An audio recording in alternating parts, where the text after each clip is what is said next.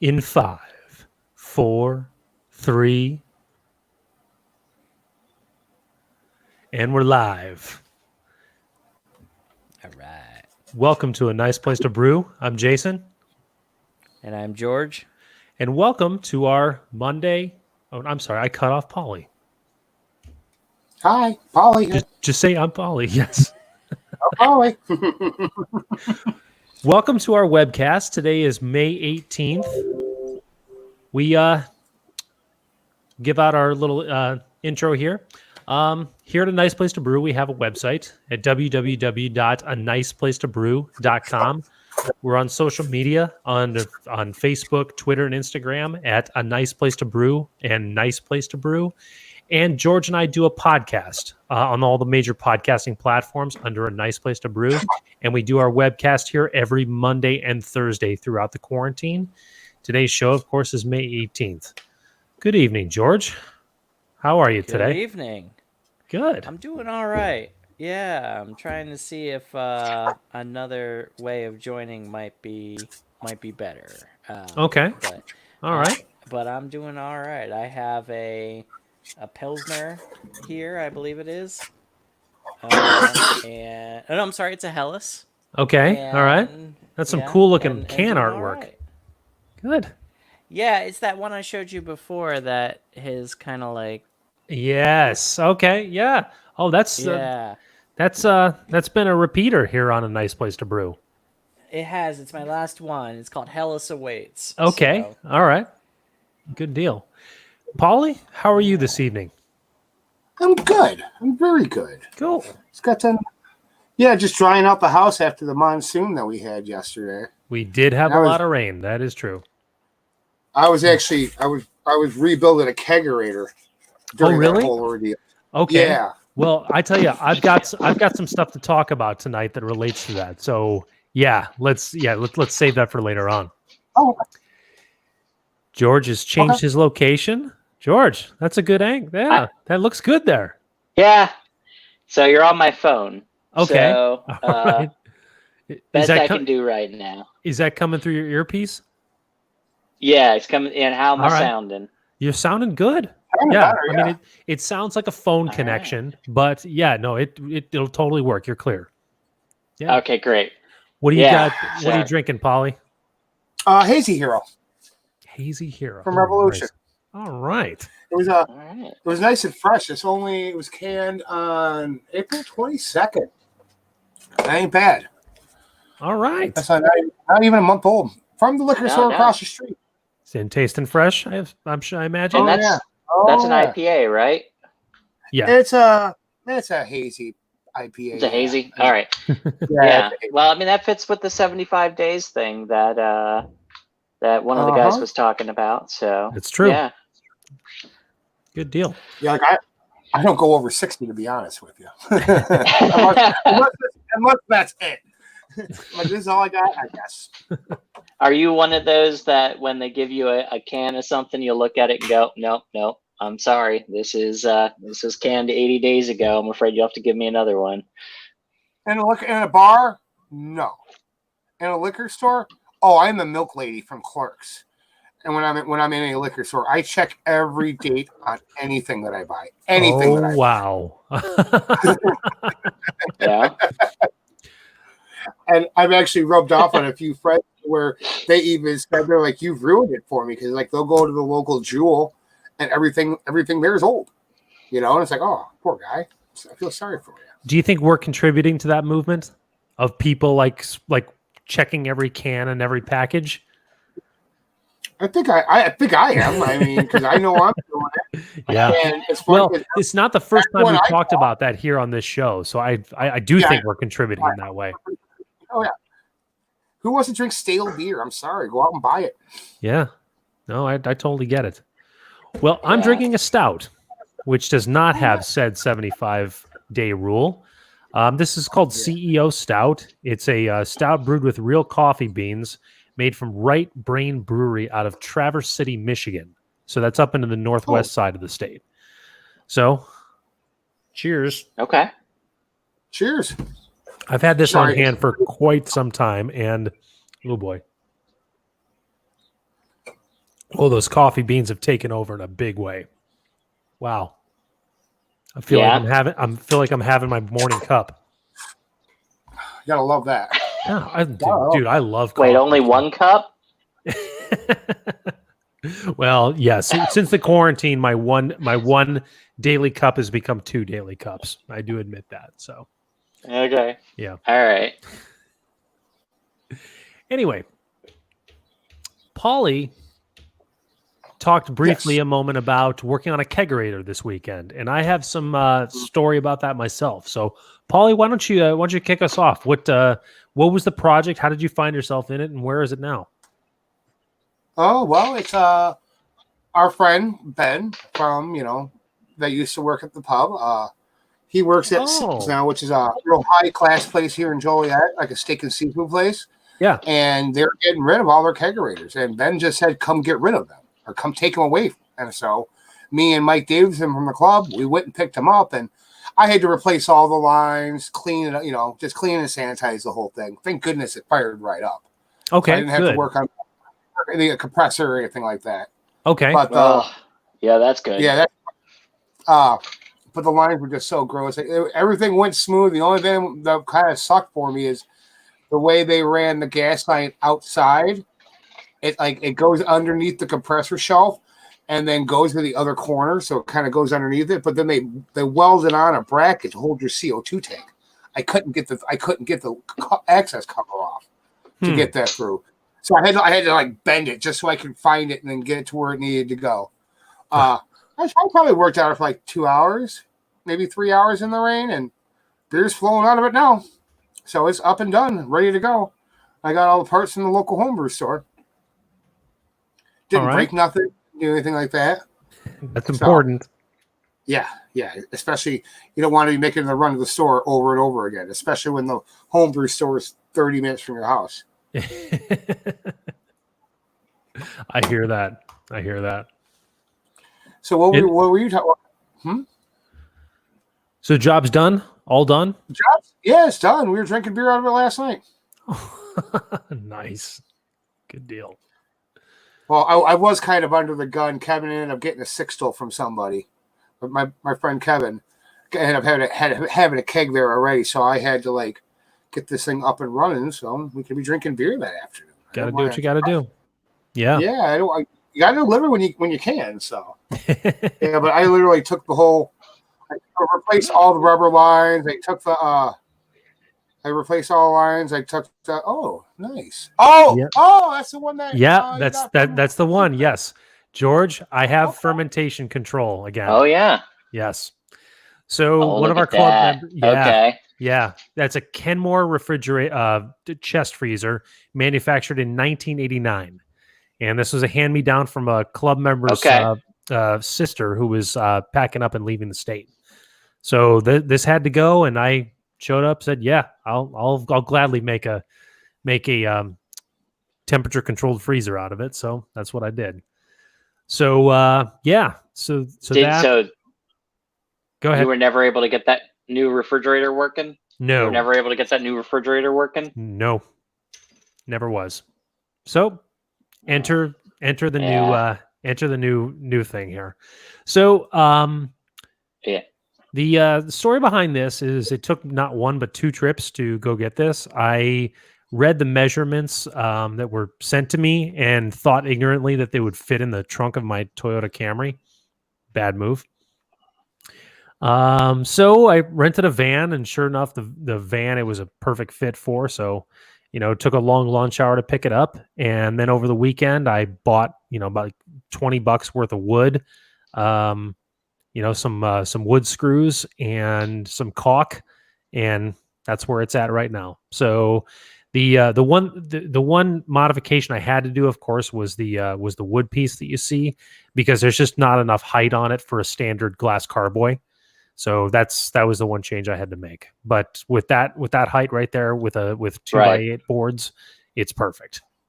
So yeah. Okay. So that was a good project that came along. I certainly learned all about making the wood collars last year when I built the kegerator. So putting this one together was really a snap once I had the right size wood, and that was that. So back to temperature control, which I'm very happy about. I feel Let like me ask you, Yeah, I bet. when you use your temperature controller, how do you put your probe in like a bottle of water so you get the fluid at that temperature? no. I have a airlock that has a metal rod that goes into the liquid. Oh, you got one of Yeah, those kind. Yeah, okay. yeah. And then you run the Okay. temperature probe through that. It's totally Yeah, the way yeah. to go. Yeah, I've seen that, but a lot of people that we like what we use it at work, and what I've seen a lot of people do too is we'll just fill like a 12-ounce bottle halfway with water and shove that probe in the water, so that water temperature is at the temperature that it should be at. See, I wouldn't in trust theory- that. Because here's the one Okay. thing that you don't pick up, because during fermentation, the temperature inside the vessel can be up to like 10 to 15 degrees different than what the ambient temperature reads. So if you have it in a bottle full of water, it's not going to replicate that yeast activity and any heat from that. It makes sense for okay. No, I get that. Okay, see, every time I've done it, I've never done it for like a fermentation chamber per se. I've always done it for like kegerators and stuff like that. That makes sense with, you Yeah. get the temperature difference and fermentation and all that. Right. Or dry hop or whatever. Yeah, I could see that. Yeah. I guess you put a little wort in the side. Pitch a little bit of yeast, a little bit of wort. Just right do a little bottom. fermentation there. That's an interesting thought. I never thought of that. I don't know. Is there something I'm missing from that? I don't know. I put that out to the listeners. What else is the best way to read temperature other than just putting it directly into the wort the way that I described?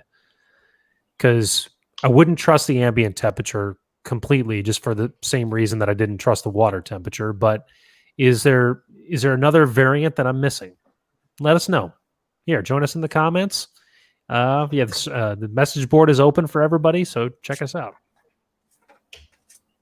Yes. Well, and Jason, one of the things that I might suggest is, if you're going to be doing that directly in there, get a rubber stopper with a thermo well in it that you can then put your probe into. That's what I have. That way you're, you have a thermo well. Okay, good. Yeah, and then you run the temperature probe through it.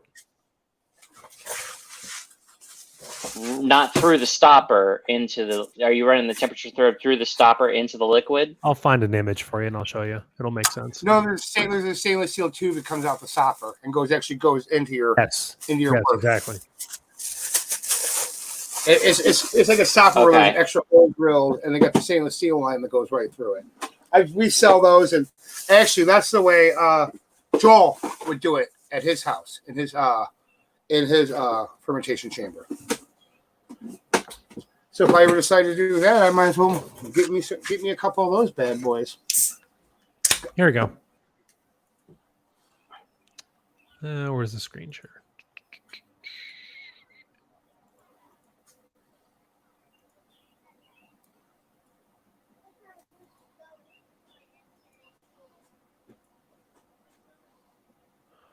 Oh. There it is. Is that a neoprene one? Because I've seen the old ones. Oh, yeah, that's exactly what I'm talking about. Got it. So do you need a separate temperature? Yeah. What kind of temperature controller do they have? One that you can just shove that thing down there? Because I'm always used to the ones that I've always seen with like kegerators and stuff like that. Okay, so you can't really see it from this picture, but there's two holes right here on the top. This metal piece you have right here, that's where your temperature probe goes through. This right here is an airlock that you put your standard plastic airlock onto. Okay. What kind of temperature controller are you using? Inkbird. Okay. I think I have one of those. I think that's one of if not the biggest one out there. So yeah, and honestly, like a lot of those temperature controllers work the same way, and the Inkbirds are very affordable, and they do exactly as advertised, and they let you dial in as close to like 1 degree, which is perfect for what you're working with. So yeah, no, I will gladly say Inkbird is a good way to go. Well, the other part I like about it, the Inkbirds, is there's absolutely no dip switches involved, and you can do heating or cooling or both Right. with it, and just depends on where you plug it into. Right. You It's plug your cooling into one outlet, you're heating into the other outlet, and you go from there. What do you do, Polly? Do you do something different? I do about the same thing. I mean, I don't really use a whole lot of temperature controllers too much because most of the time I'm just doing it for. I don't have a fermentation chamber. Okay. I have my room. I keep my house at 68 degrees. My fermentation room is right at that same temperature. I have kept that an eye on that, and it's kind of nice because I have one closet in my room that's literally right in the middle of the house, and when I open the door, no light comes into it at all, so I can open the door and look in there and check on it. Okay. All right. That is good control. Yeah. Okay. That's what I usually try to do, but then sometimes I don't want to drag it into my bedroom, and it just sits in the kitchen. And it takes over 2 weeks to ferment, like what happened last time.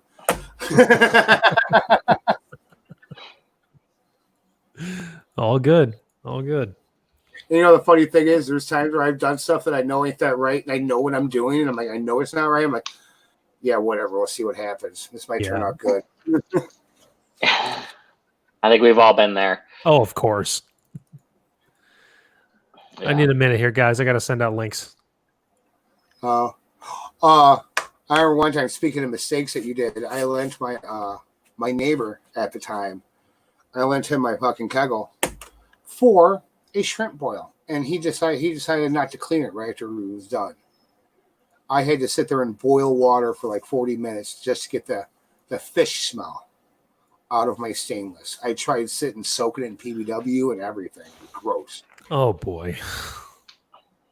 Yeah, I learned that lesson quickly, real quick. Shrimp boil. That's where it started.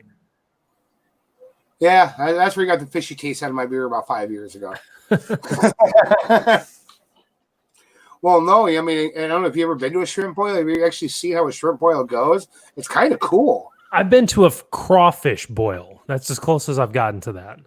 Well, I think that it's run on the same concept.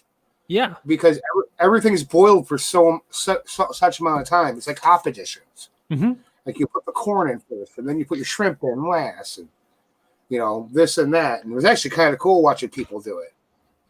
That is a really good comparison too. Hop additions to like food boils. That makes a lot of sense. I never thought of it like that. Well, I mean, you got to think where I work. I got to try and keep on my toes, and you got a lot of foodie cooks in there. Right. You're trying to explain brewing to them. Like that's really the best way to explain hop additions to somebody, because it's kind of the same thing. It is. You have your boil for so long. You have your bittering scallops and your flavor shrimps and your yeah, there you go. Your aroma of your corn. I mean,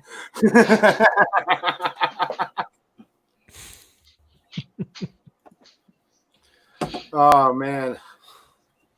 So, what did you do this weekend, George? Besides fix your well tank, I did a project. Jason did a project. What was your project? Did you do any kind of brewing related projects this weekend? Oh, losing him. There you go. Oh, there he goes. See, now you see, you guys. You thought I was talking shit when I was just asking Dave a question, leaving a couple weeks ago. Actually, no one said anything. There's no finger pointing, no nothing. Oh, trust me. I talked to Dave afterwards. I heard all about what you guys said. Oh, I need to go back and watch it. Well, if you want to catch said episode, check out our YouTube channel at A Nice Place to Brew, where you're watching this, where all of our past shows are archived. So check it out. What did Jason and George say about Polly when he was not around? Check out the episode. How's that? All good things, Polly. All good things. Yeah, I know. I mean, it's all in good fun, and I'm not upset by it. I just thought it was cool because, Jason texted me right afterwards, and then Dave called me right after he was done. And oh man, I should repost it to your page. because you remember when we were done last week when Brian showed us what he did, to get set up in the brew house. Yeah. His wife posted a bunch of pictures of the setup. Oh, nice. With the forklift and all that. Okay. So yeah.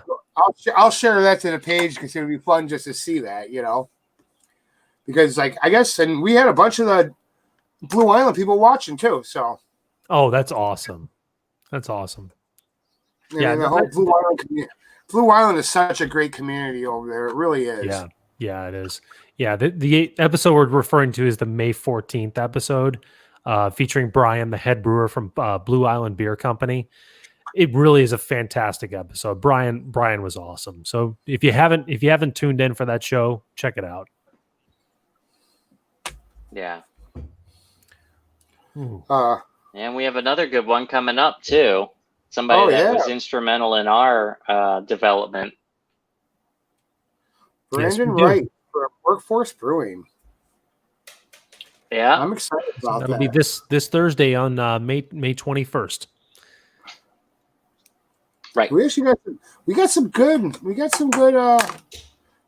guests lined up for the next few weeks. We really do. We really do. And like everyone, when we were done last weekend, everybody we talked to, everybody's already confirmed. So, and it's kind of funny. And I heard, Jason, that a certain yeast company is starting production again. So is that true? Yeah. Maybe now's the time to reach out to them. Okay. Yeah. I'm glad you told me that. All right. I heard they started maybe 2 or 3 weeks ago. They got up and going again. Okay. That is definitely good to know. All right. I did read the press release. That's exciting. Okay. All right. Got to support local when you can, You absolutely do. Yes. We had Blue Island on. We got Workforce this week. So 2 Chicagoland area breweries back to back. Yeah, exactly. And ones that are making some really, really good beer too. So it's very easy to support. Oh yeah, exactly. Now, George, you're going to have to reach out to some of your people out there and get some Virginia people in on this whole thing with us. It'd be fun talking to people from all over the country. Give me a reason. I have been thinking about that actually. I'm repping a Unionville Brewing shirt today, and right. And I've been talking to them and a few other people. So some things coming up, I think.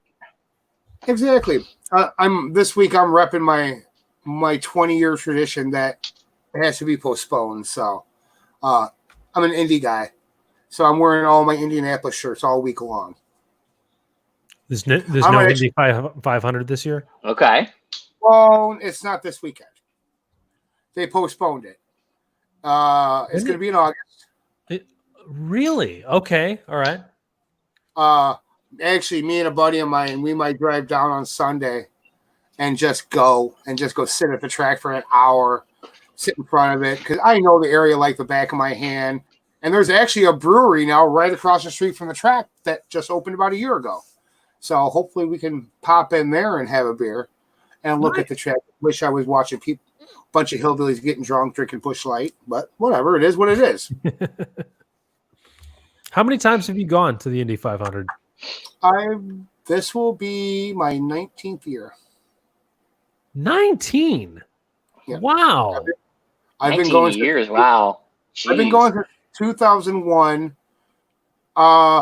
There's been a couple years that I've missed the actual race, but then I've gone down for like qualifying, or every year Indianapolis does this thing called Bump Day where, say, the field's 33 cars, say 40 cars show up. They have one last day to where you can try and get the last 3 spots. You can keep running, and then you can bump somebody out of the field and get in the field. Okay, got it. So for the past 19 years, I've been doing either the race, or 2 or 3 years I had to do that because I couldn't go to Indianapolis that weekend for whatever reason. And one of the reasons why it's kind of funny, because I made this mistake only once. I used to do a fundraiser for the Frankfurt Bluegrass Fest. And the very first year I did it, I didn't realize it, but I booked it on Memorial Day weekend. Mm-hmm. I did not have the heart to tell these people, all right, here's your fundraiser at my bar. I will see you later. I'm going to Indianapolis. I Yeah. just couldn't do that to anybody, especially the Bluegrass Festival. Yeah, that'd be a little rough to communicate. So yeah, Wow. that is my tradition, and I've enjoyed it. I remember 10 years ago, like when the craft beer movement started getting going, they actually had a trailer that had all Indianapolis craft beer, and they had like 20 different beers on tap. Okay. And the people serving kind of knew, because like when I go there, I drink as much light lager as possible, and I saw this, like, I can go for a couple, and it was like halfway through the race, I'm already drunk. I'm like, I'm gonna try this, and I go up and be the drunk dummy, like, all right, what do you got hoppy in here? I want something extra bitter, bro. Let's should we dive into Indiana breweries? Maybe that's something to dive into now in the honor of the Indy 500 that's now being delayed. Isn't the big Indianapolis brewery Sun King? Isn't that theirs? Yes, it is. Okay, that's what I thought. That's a huge one. That's the one that does all those sours. They're the one that do the Sour and Funk Festival every year, which I've been to once, which was a lot of fun. Indianapolis has got a bunch of good breweries. You got the Fountain Square Brewing that I've been to is actually pretty good. Black Sheep is really cool because they're only got like a little 1-barrel system, and they're pumping. I think these guys out of a 1-barrel. What? It's an itty bitty little system. Oh my god! I mean, they must literally have somebody behind that brew house every hour of the minute of the day doing something. It Gee. must be brewing all the time. Exactly. Yeah. 24/7. And then like my little forte is Northwest Indiana, because I've been doing Northwest Indiana for a long time now. Mm-hmm. Past 2 or 3 years. Like I'm a big fan. That's how I found 18th Street. And I don't know if you guys know about 18th Street. Oh yes. Yes. Very well respected brewery. Have you heard about what they've done the past year or so? Because they got that sour. They have a sour project called the Sour Note, and then they just got a still on top of it, and they took over a whole corner. Each one of their own businesses has its own storefront, so you can go to 18th Street Brewing, get some dinner. You can walk across the street, go to the Sour Note, get some sour beers. Go next door to the Sour Note and get some spirits that they're making, all within like a little tri-corner area of Hammond, Indiana. Wow. No, I did not know all that. That's impressive. That actually might be a good date night for you and your fiance here. You could actually, after this weekend, you can go to Northwest Indiana now.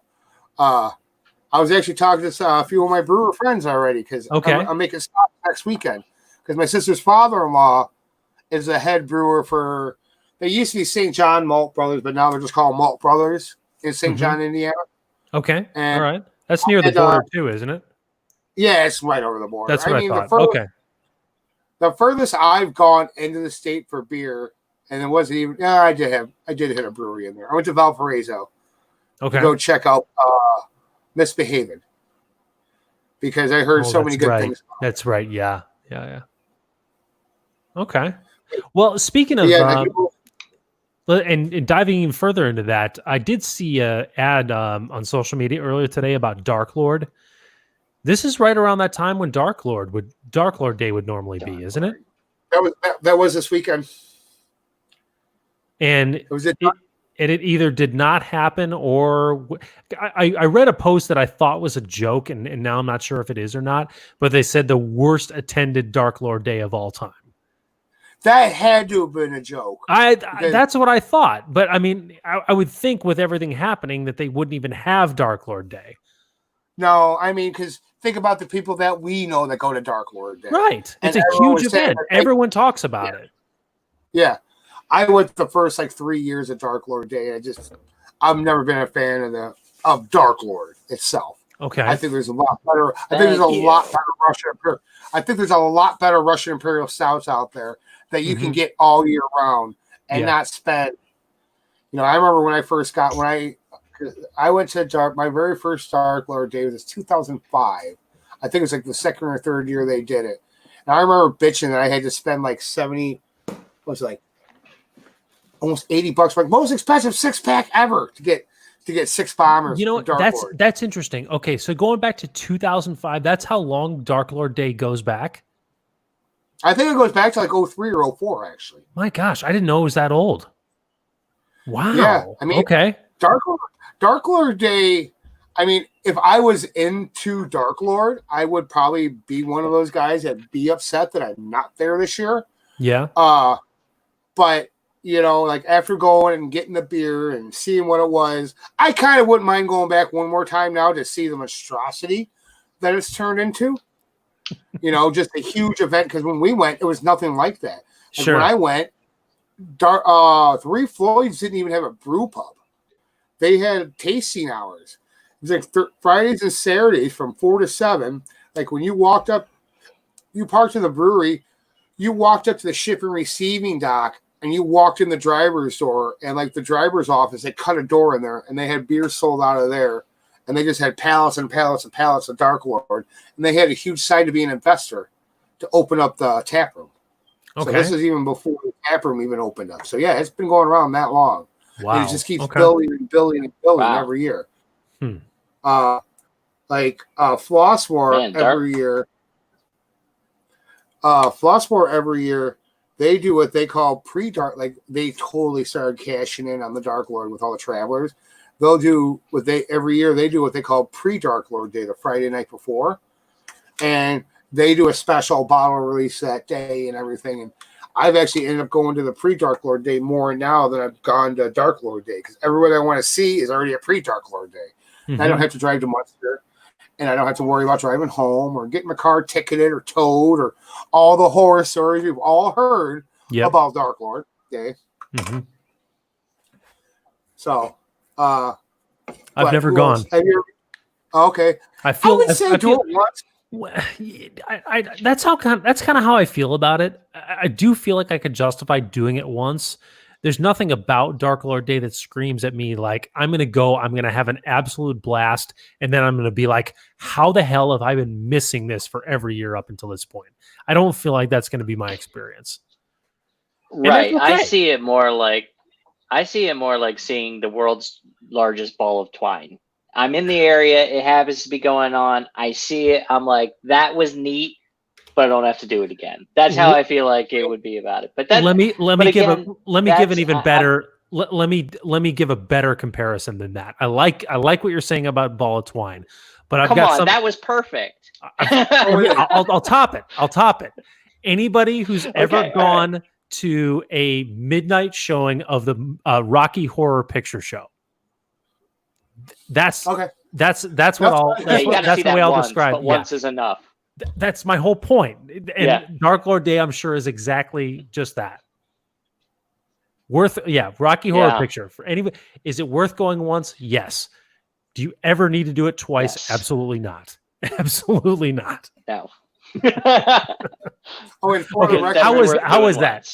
Good comparison? You all on board with that? That's good comparison. That's better than a ball of twine. And you want to hear something sad and scary? What's up, I've seen the world's largest ball of twine. It's in a town called Cocker City, Kansas. That's their claim to fame. They built a whole city park around the ball of twine that sits on a pavilion. and a major highway runs right through it, right? No. Oh, okay, wow. Maybe a state route. Like this town is literally in the middle of nowhere, Kansas, like north central Kansas. Okay, all right. I think the town would be like the size a little bit smaller than Manhattan. How about that? Wow. Okay, small. Yeah, I'm picturing No, you're talking about the Little Apple, Manhattan, Illinois. No, Manhattan, Illinois. Little Apple, Manhattan. The Little Apple. Yeah, we needed to clarify that. You're right. We need to clarify that. You're right. The Little Apple's got almost 1 million people in the town already. So I'm talking little Manhattan, Illinois. That's probably got like 20,000 people. If that. If that. That's true. Yeah. I'm picturing like a major highway, and you see like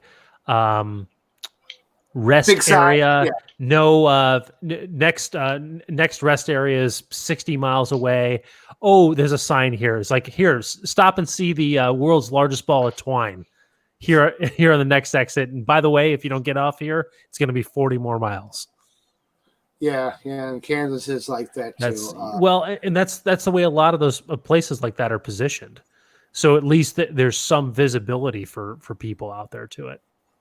Yeah, I was always confused when I went through that town. I'm like, really? I'm in the middle of nowhere. We're like 30 minutes from the only. We're going to look this up. Keep talking. All right. It's about 30 minutes from the only major expressway, which is I-70, that goes right through the center of Kansas, east to west. So you take to Colorado or Denver from here if you want to go that way. Oh, Polly. Oh, you've been beat out. Been beat out. The largest ball of twine is not in Kansas. It is in Branson, Missouri. Oh, okay. Hold on. Oh, boy. All right. I stand corrected. Yeah. Holy shit. Oh, my God. You guys got to see this. Okay. Oh, wait a second. No, there's another one, Cawker City, Kansas. All right. There you go. First things first. All right. All right. Maybe I spoke too soon. Hold on.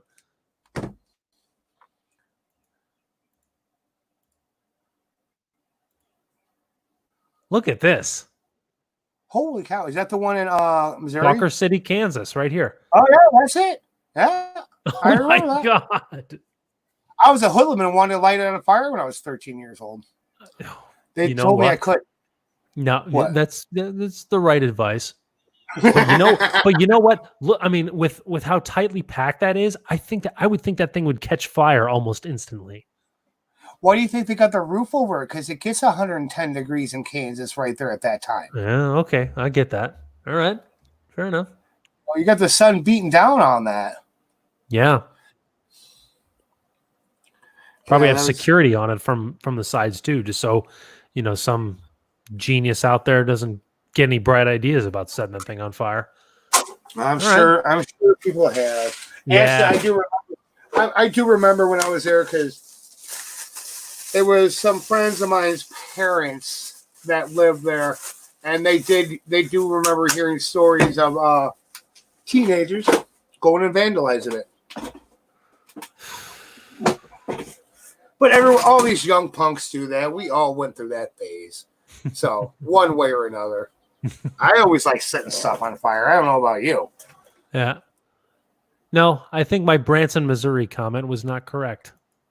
Okay. Yahoo failed me. At least from what I can see. You weren't looking it up on Wikipedia, really?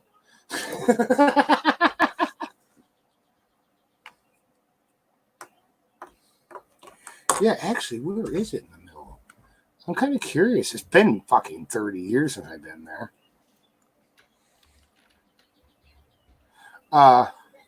So what you got brewing? You got anything brewing here soon?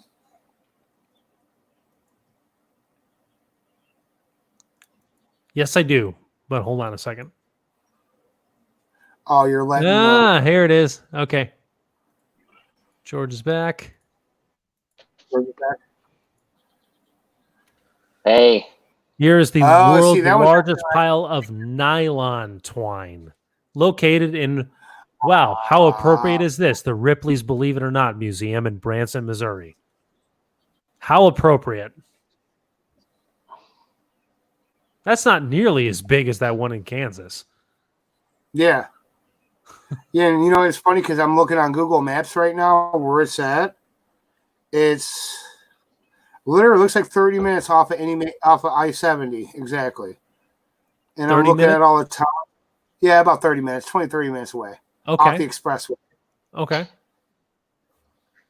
And it is zooming out here. Oh, I zoomed out too much. Oh, Jesus. It's back down northern area of Kansas. There you go. Northern Kansas? All right. North central Kansas. About an hour away from the Little Apple.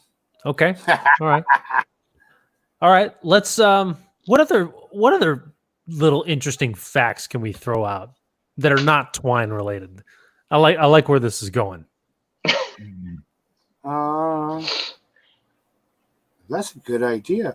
Oh, actually, I got a little fact for you. Great. Do you know where the very first Dairy Queen was at in the United States? You know what? Dairy Queen is owned by Berkshire Hathaway, so I'm going to take a shot in the dark and say Omaha, Nebraska. This is before they got bought by Berkshire Hathaway. Okay. Joliet, Illinois. Really? If it's either the first one in the state or one of the very first ones in the nation. Wow. And Okay. Yeah, it's on Chicago Street. I'm still trying to find it because a few of my history pages that I follow on Facebook, somebody actually found the placard of the site of the original one, and I know what the building looks like. And I'm trying to find it. Okay, but the Dairy Queen, the actual storefront is not there anymore, correct? No, it's not there anymore. But where it was there, yeah. Wow. Okay. Huh. Is this we've got Mr. Bitterman coming up in 2 weeks on the show. Is that something he may have any insight into? I can have him look it up. I just think Joliet history, and he's the guy I know. That's why I went there. But it's not about beer, so he might not know. Okay, yeah, fair enough. Okay. All right. No, he might know, but he's got the access to the Historical Society. Right. You know what? I'll ask him that. I'm making a note to myself to ask him that right now. Sure. Okay. Ask Bitterman about Dairy Queen. Yeah, I'm actually kind of excited to have Bitterman on too. That's good. Yeah, I'm looking forward to that too. He is a wealth of knowledge. And I told him about the whole light lager thing. Yeah. And he's 100% behind it. We just got to let him know. So maybe we can, one time off air or something, we can figure out what we're going to have the five of us get. Yeah. You know, it's got to be something that we can all get in each one of our regions. Right. You know, because can you get hams down in Virginia, George? I'm not sure if I can or not. I have to check. There's a place around the corner that if I can, it'll be there. So I'll let you know. Yeah, because like I know you're in Yingling country, so you're in Yingling country, aren't you? That's true. Mm-hmm. Yes, he is. Absolutely, I'm in Yingling, and I think Steel Reserve is a big thing around here too. And actually, isn't that based out of Pittsburgh? It is Pittsburgh, so. And they have product around here too. And actually, I know, but we decided to do Yingling. I can get us in Yingling this weekend because I'm going to Indianapolis. It's in Indiana. If he can get it, I will not object to having Yingling in my fridge. I won't either. I think that's good beer. I mean, we're just thinking about like old stuff. Like I would love to see Yingling. I would love to see, like Coors Original. Even though we're all getting screw Budweiser, like PBR Old Style or something like that. No, we've all had enough Budweisers. We should just revisit old stuff.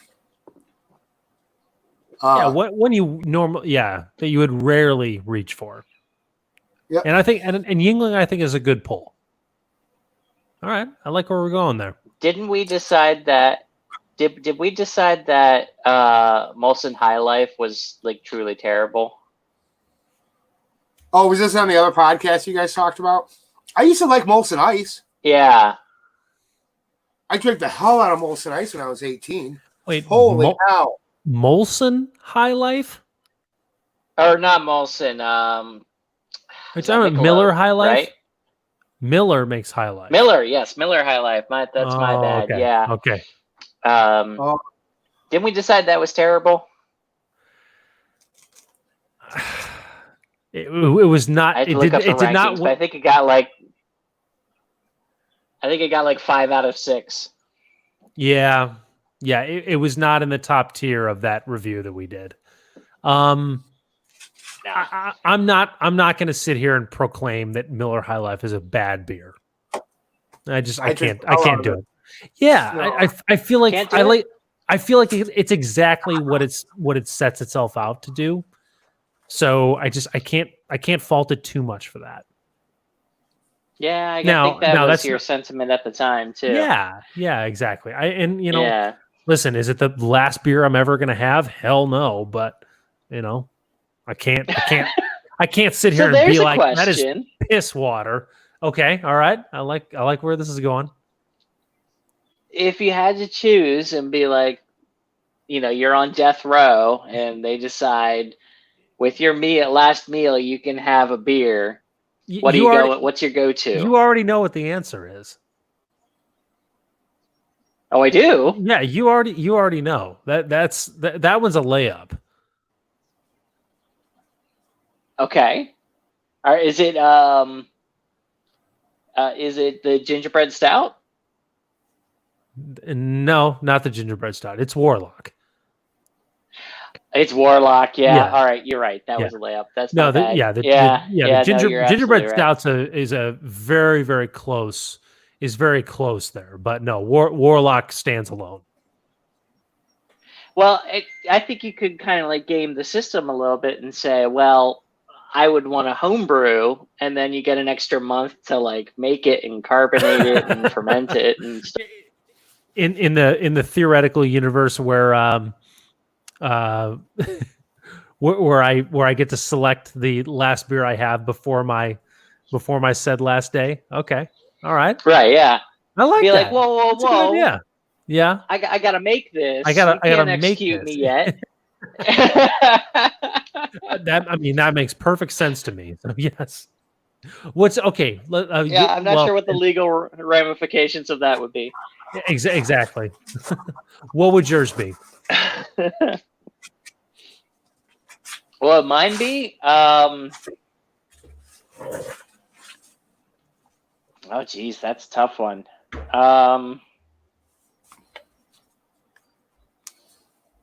Because, like, do you go for the nostalgia factor? In which case, I might go for like a Sam Adams. Call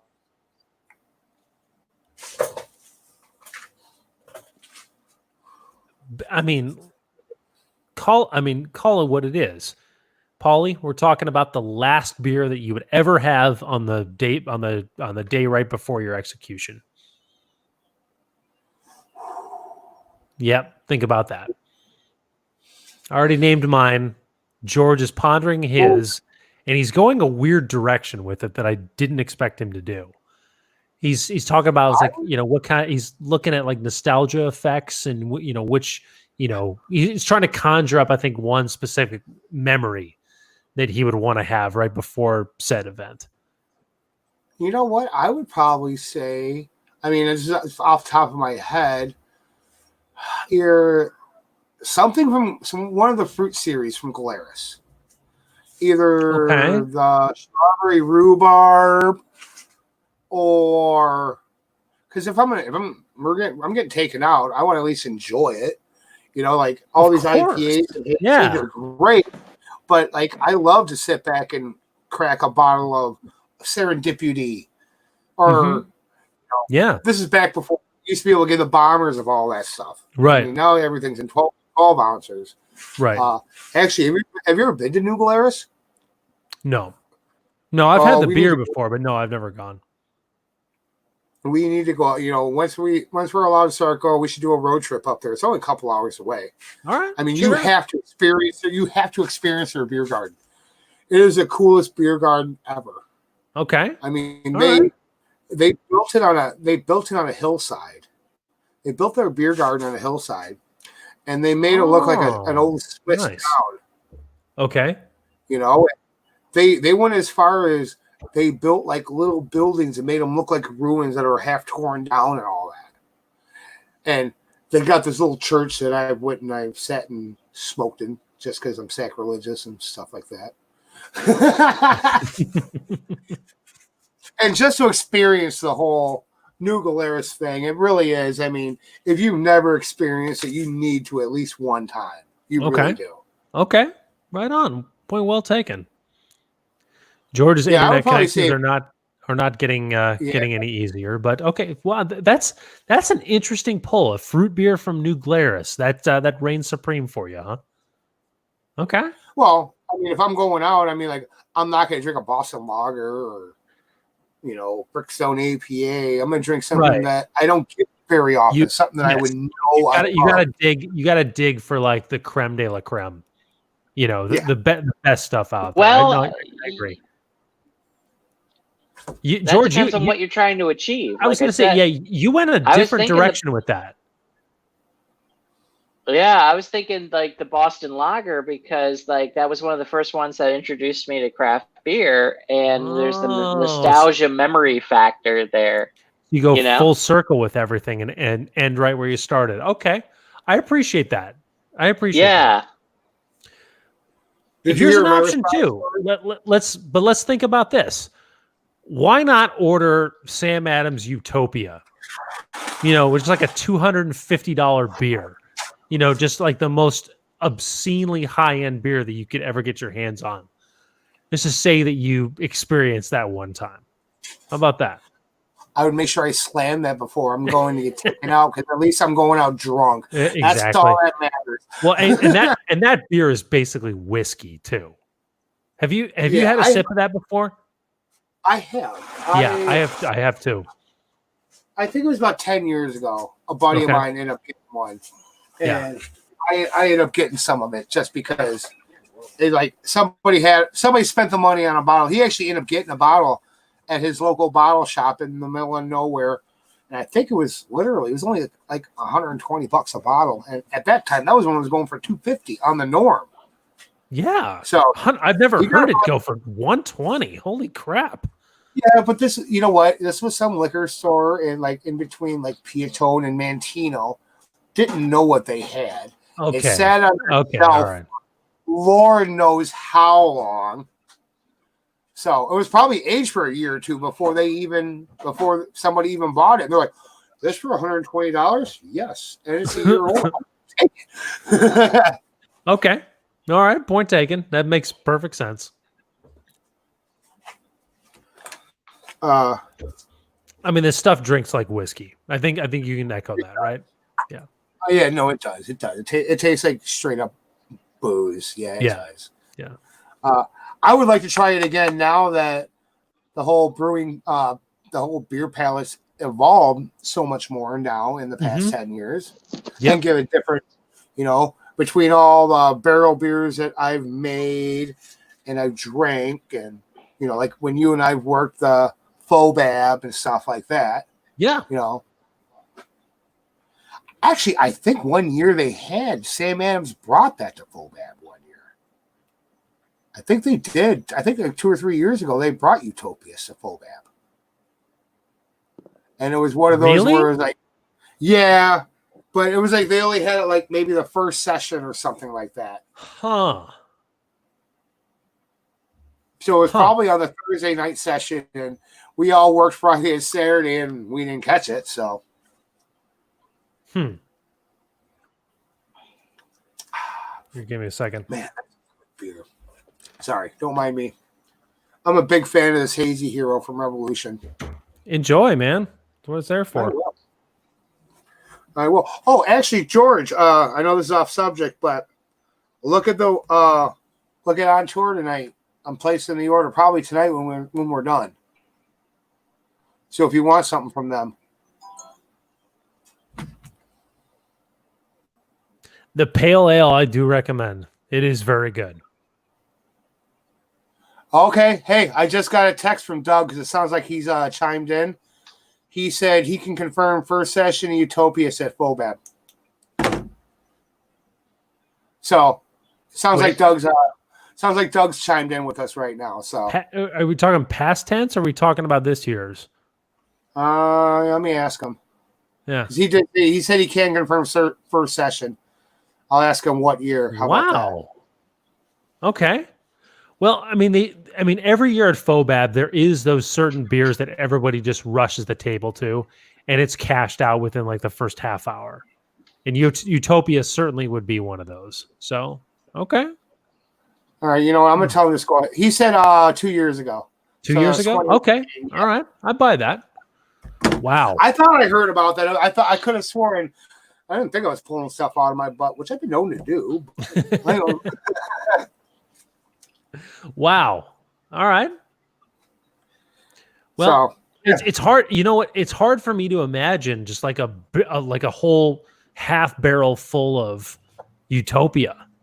That's like but they're not. holy crap. They're only sixtels. I mean, you remember you poured it full, man. They're all sixtels. There's no half barrels in. They're all Yeah, like 5 gallon barrels. yeah, that's true. Yeah. I didn't think of that. Yeah. Like I remember last year at Full Bab, I ended up pouring for one of the gold medal winning beers. Mhm. Oh my goodness! You want to talk about like I kind of know what my bartender friends feel like when they're working a packed bar that's four people deep. Like I had a couple people from the club came up like right when it won. I saw the swarm of people come around my booth.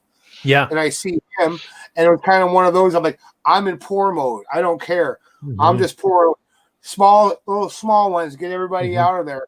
And he's like, "What is this all I get? I'm a GBG." Or I'm like, "Come back in 15 minutes. You'll get more."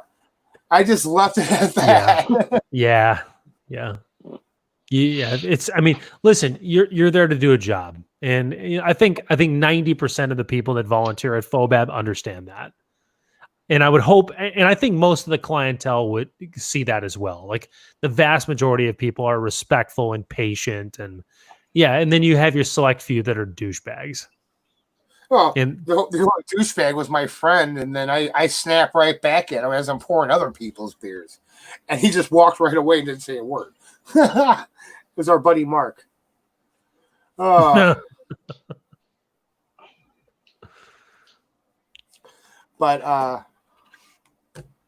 so what's anybody have any barrel aged beer lately? Anything good on the barrel aged market out there? I know George isn't into it, so I haven't had anything lately. I kind of summertime I take my time. I take a break from it for a little bit.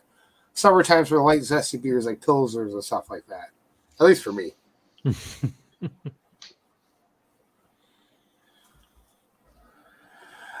Anybody? Nobody? for barrel aged? Barrel age. Anything barrel? You been drinking anything barrel age right now? No, nothing recently. Oh, gotcha. Yeah, like I said, Am I wrong about that? What have I had recently that's barrel aged? I've been drinking a lot of hazies lately, and certainly none of that is barrel aged. So, yeah, no, I'm drawing a blank. I haven't had anything since probably when it was cold out. Once it started getting warm out, I started getting into other things too. Yeah. I mean, that's kind of the way the year goes. Yeah, I totally get it. But I have those few friends that love everything barrel aged. Speaking of big beers, it was not a barrel aged beer. Like, have you had that Willetize from Lagunitas yet? No. Oh, it's really good. It really is. What's it called? Willetize? I think it's Willetize. It's like a dark stout. It's like 11.5%. Back during the shutdown, Chicago Street, they happened to tap one right before the shutdown happened, and then they were selling growlers of it for $10. So I was like, "Oh, growler of this for $10. I'll take 2 of them. Thank you very much." I get that for sure. Oh man. Oh man, that's actually pretty good. So have you had a chance to try that beer that you got on Saturday? Did you get enough to try yourself? No. No, I have enough. I got enough for George and Scott to mail out, and then I've got 4 cans to split between you and I. All right. So no, I've not dove in. I will do a live taste test in front of Brando. Yeah. I'm gonna do the same thing. That'd be awesome. Yeah. I'm actually. We'll talk off. Well, hell, we can talk about it right now. I mean, it's only 2 of us. I was talking to Flossmore today, as a matter of fact, and telling him about. Okay, so remember I was saying I was trying to get something special. I was trying to get. I was trying to get the beer that I won the competition with that I brewed there, and they were sold out. but they said what they have in cans was it? Golden Ale, the Wheat Ale, Hefeweizen, or the Pullman. I know the Hefeweizen is kind of probably old. I was going to grab the Pullman because that's actually the base beer that I won the competition with. That probably would be good to talk about. Okay. Yeah. All right, so I'll go ahead and get that then for us guys. No, that's awesome. Yeah. Yeah. And it's actually been fun doing this whole asking people because really, Mhm. I didn't even got a bag. I ask and everyone says yes, yes, yes. 'Cause I think we're all bored and we want to talk to people. Let's talk about beer on the internet. Have fun. I'm not rolling cigarettes anymore, so I pretty- figured that out. It's a pretty easy request to make, isn't it? Yeah, And honestly, yeah, the last 2 months have really proven that. Did you? Yeah, actually, it's a good time too. You know, so Absolutely. Yeah, we have a and blast. I think with it. I unfortunately just now figured out why I've been having troubles. So Really? let me try this. So yeah, Oh, your I think Wi-Fi I was turned on? inadvertently blocking the signal a little bit. So If George just made a golden discovery, sorry about that, guys. it's all good. I just It's all watched. good. Yeah, I unfortunately, with my phone. just watched Wayne's World last night, so now I'm reminded of the cliche saying, "Wow, what a totally amazing, excellent discovery." Hey, if it works, it is totally amazing. and Yes, excellent. I completely agree. Oh man. Hold on. I So- guess I got a brew day coming up here. Yeah. All right. What are you You making? do? Yeah, you know how I help everybody else set the rigs up and everything. Yes. Ellis, one of the club members, Yes. Yes. just texted me saying he got everything organized. He's ready to go. We just gotta get some tubing for him. So, all right, cool. Get him up and going too. I mean, poor Ellis. He doesn't have he's got nothing but time now because he's a musician. So Yeah. that's all he did. So Yeah. The gigs have dried up for everybody. Yeah, I get that. uh-huh. Yeah. Oh, the whole virtual stuff. I don't know if you What kind of a set? What kind of a setup is he doing?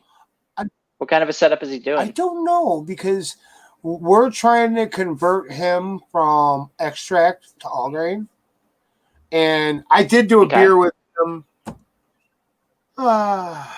almost 2 years ago now. Almost 2 years ago. We there was a Chicagoland club competition going on where they gave you the grains and then you figured it out from there. And we only had to do 2 gallons, so I was trying to teach him the whole brew in a bag system. So I think that's what we're gonna do. I really don't remember what he's got now. He may have gotten more stuff. I gotta go see what he has and see how we can work with it from there. Because I knew he was an extract brewer. Yeah, but you said tubing and stuff.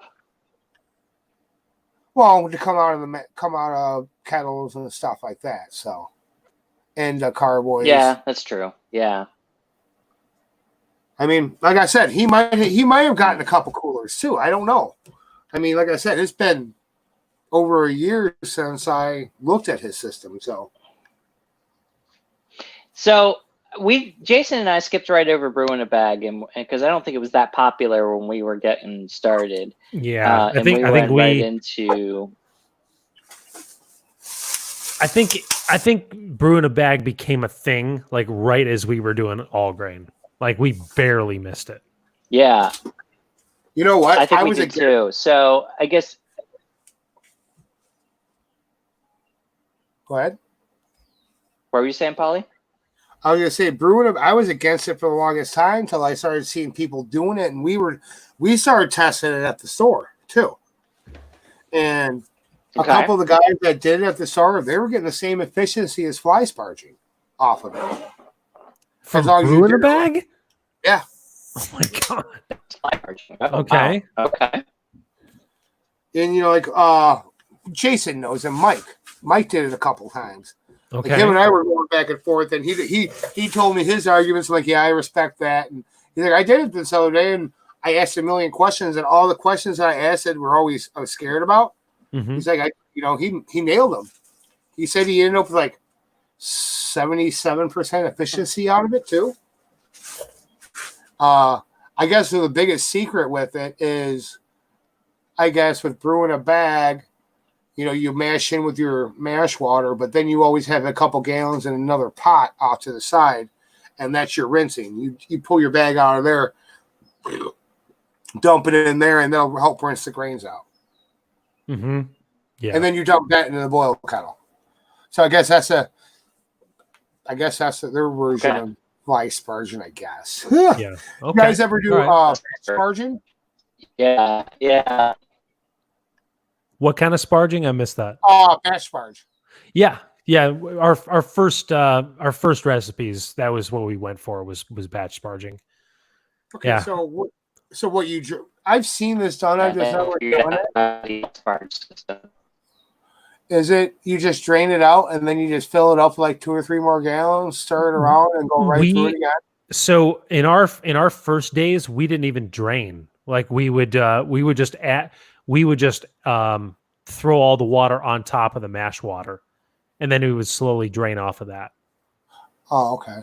So I mean, thinking back, I'm surprised that we had enough space in our coolers to handle all that extra water, but we never overflowed. So that was that. Well, if you're only doing 5 gallons, you really only need like no more than 10 gallons of water anyway. But if you have a beer there that's got a big grain bill, then you can be bumping up against that easily. Exactly. Like, see, I could agree with that. But like I was saying, like anytime if I were doing a batch sparge at a 10-gallon cooler, I'm not going to do anything over, 10, 15 pounds, 15 pounds maybe. Because I know we did the math, and in a 10-gallon Igloo or Home Depot cooler, that's what we use. I think the max is we can get like 22 or 3 pounds of grain in the mash tun with maybe 7 gallons of water. Yep. That sounds about right. But yeah, if you're doing something huge like that, then it ain't gonna happen. But right, everyone I know batch sparging, they're not making big beers; they're making small beers and figuring it out as they go. That's true. That brings to mind what I've wanted to do for about a year now, and that's make a custom sized mash tun. You're using a 10-gallon, right? Yep. Heck, so if I had something that was like 16 gallons, I could do more. Make a kegel. Yeah. I know a guy. I never have. I know a guy that gets you a couple kegs that are in his garage right now. All you gotta do is cut the top off and clean them. Okay. All right. Well, maybe something to explore. Okay. No, and I know at Brew and Grow we have the false bottoms just for those. 4 kegels too. Really? Yeah. We make a special false bottom just for that. Okay. I feel like I need to see this. I picture this totally differently. Well, it's weird because it's like the dip tube is so big on it. Mm-hmm. It's like you got to drill the hole like 2 or 3 inches from the weld. Mm-hmm. And then how the bottom dips down. And the false bottom is just like any other false bottom that you would put in a cooler or something like that. Right. But then it's just a head pressure pushing down on it. They'll send it out. See where my brain goes to with all those things is, okay, if you have a special type of vessel like that, then you need to build a custom manifold. Maybe that's overcomplicating it though. Yeah, we all have our moments when we overthink things. I have a few. I do that all the time. I have a few friends that are building systems, and it's like I love them to death because they want to brew, but they spend too much time on the internet looking at everybody else's options, and then they ask me, "Oh yeah, I want to do this and that," and I'm like, I gotta shoot them down. I'm like, no, stop, back the train up. Quit thinking about it. We'll get this set up. Quit watching every goddamn video you see on YouTube. You know what? I that leads me to a story from this past weekend, and this is probably a good place to talk about this. Now, I know you're a pipe fitter. Do you know electricity real well? Yeah, a little bit. A little bit. Okay. there was a power cord that was connecting from the compressor area of my new fridge that I acquired, and went all the way up through up behind the fridge and all the way to the top lid, which of course has a bracket on the back of it so it can fold in and fold down. But it's a giant power cord that's connecting like the whole way. Well, I quickly found out when I disconnected the lid that there is no height allowance within where this power cord is. So I called an electrician friend of mine and said, okay, can I put an extension on this? My first thought was not, I need to just lose this power cord. My first thought was, okay, I need to somehow extend this power cord so it can continue to send power. Well, that said friend finally talked some sense into me and said, okay, look inside the lid. What could that cord be powering? And the only thing that power cord is serving for is to serve a indicator light, which is in the lid. Nothing else.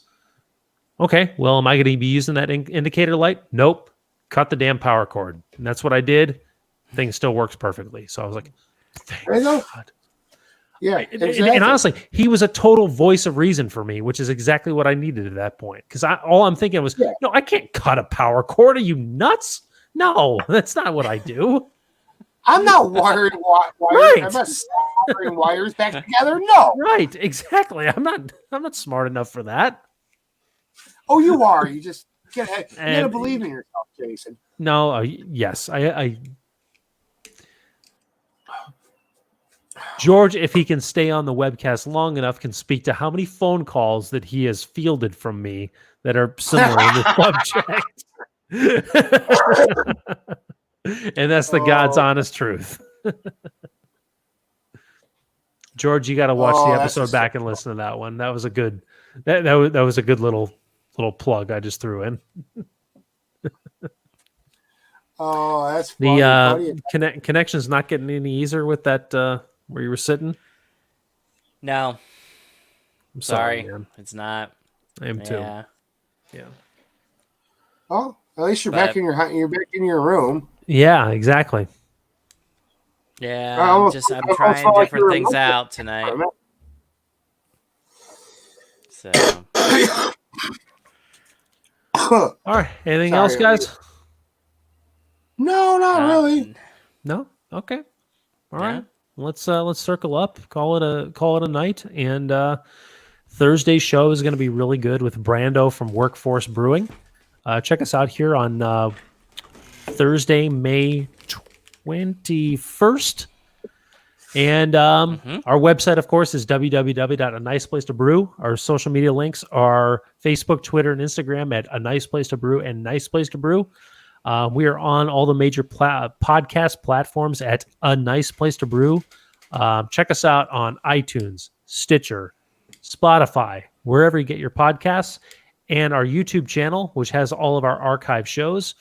We also do this webcast every Monday and Thursday at 7 p.m. Eastern Time and 6 p.m. Central Time. So be back here this coming Thursday for Brando from Workforce Brewing. All right. Did I miss anything? All right. I don't think so. I think you got it all. All right. Raise a glass, an empty glass. It takes a lot of good beer to make great beer. Cheers. Cheers. Cheers.